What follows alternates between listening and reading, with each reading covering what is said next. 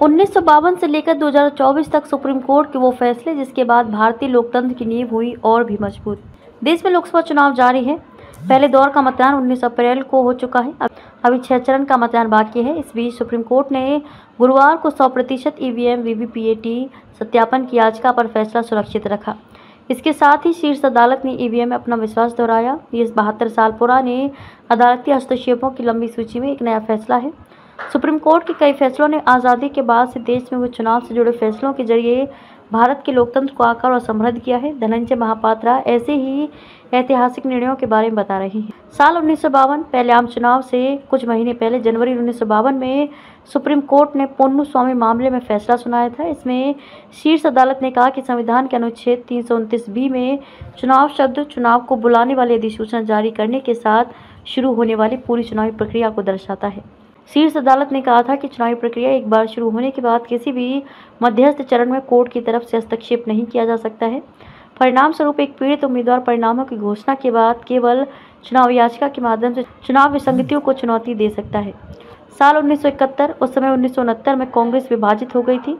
जगजीवन राम और एस नजलिंगप्पा के नेतृत्व वाले गुटों ने पार्टी के नाम पर दावा किया। ऐसे में चुनाव आयोग ईसी ने यह देखते हुए जगजीवन राम गुट के पक्ष में फैसला सुनाया कि उन्हें कांग्रेस सांसदों, विधायकों और प्रतिनिधियों का बहुमत समर्थन प्राप्त था। बाद में सादिक अली मामले 1971 में सुप्रीम कोर्ट ने चुनाव आयोग की कार्यप्रणाली को बरकरार रखा। उस समय ये पता लगाने में स्पष्ट कठिनाइयां थी कि प्राथमिक सदस्य कौन थे और उनकी इच्छाओं का पता लगाने में ये वैध रूप से माना जा सकता है कि अखिल भारतीय कांग्रेस कमेटी के सदस्य और प्रतिनिधियों ने कुल मिलाकर प्राथमिक सदस्यों के विचारों को प्रतिबिंबित किया।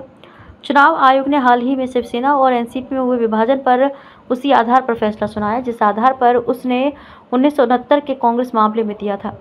साल 1975 12 जून 1975 को इलाहाबाद हाई कोर्ट ने प्रधानमंत्री इंदिरा गांधी का रायबरेली से चुनाव रद्द कर दिया। इसके बाद आपातकाल की घोषणा हो गई। सुप्रीम कोर्ट में पीएम के अपील के लंबित रहने के दौरान संसद ने चुनाव कानून संशोधन अधिनियम 1975 पारित किया। इससे लोक प्रतिनिधित्व आरपी अधिनियम के कई प्रावधानों को बदल दिया गया। संसद ने 39वां संवैधानिक संशोधन अधिनियम भी बनाया जिसमें अदालतों को पीएम और स्पीकर के चुनावों की जांच करने से रोक दिया गया। नवंबर 1975 में सुप्रीम कोर्ट ने इंदिरा के चुनाव को बरकरार रखा लेकिन 39वें संशोधन अधिनियम को आंशिक रूप से रद्द कर दिया। उसने अदालतों को पीएम और स्पीकर के खिलाफ चुनाव याचिकाओं पर विचार करने से रोक दिया। सुप्रीम कोर्ट की संविधान पीठ ने सर्वसम्मति से फैसला सुनाया कि सीईसी और ईसी का चयन 3 सदस्यीय पैनल द्वारा किया जाएगा। इसमें पीएम, विपक्ष के नेता और सीजेआई शामिल होंगे। बाद में वर्ष में सरकार ने सीईसी, ईसी की नियुक्ति पर एक अधिनियम पारित किया। इसमें सीजेआई के स्थान पर केंद्रीय कैबिनेट मंत्री को नियुक्त किया गया। 12 जनवरी 2024 को सुप्रीम कोर्ट ने नए कानून पर रोक लगाने से इनकार कर दिया। कोर्ट ने मार्च में 2 ईसी के चयन में हस्तक्षेप करने से इनकार कर दिया। हालांकि उसने नियुक्तियां करने में की गई जल्दबाजी के लिए सरकार को फटकार लगाई थी।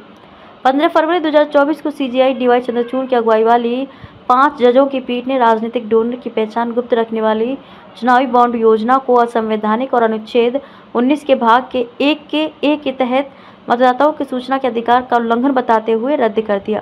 चुनावी फंडिंग के एक तरीके के रूप में चुनावी बॉन्ड 2017 में पेश किए गए थे। भारतीय स्टेट बैंक के फैसले और अदालत के बाद के सख्त निर्देशों के कारण इलेक्टोरल बॉन्ड डेटा सार्वजनिक डोमेन में आ गया।